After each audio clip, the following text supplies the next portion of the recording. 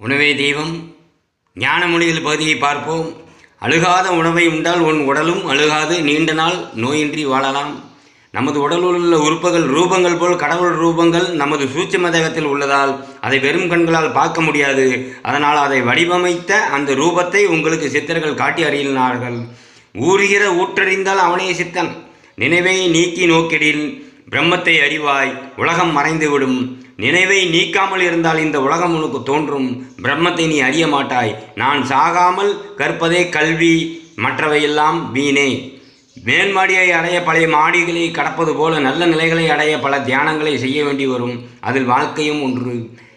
குரு இல்லாமல் ஏகவளவன் போல் உள்ளுணரால் பல சித்த வித்தைகளை அடையலாம். நீரின்றி அமையாத உலகு. நீரே நமது முதல் வித்து. இதிலிருந்து அனைத்தும் தோன்றுகிறது.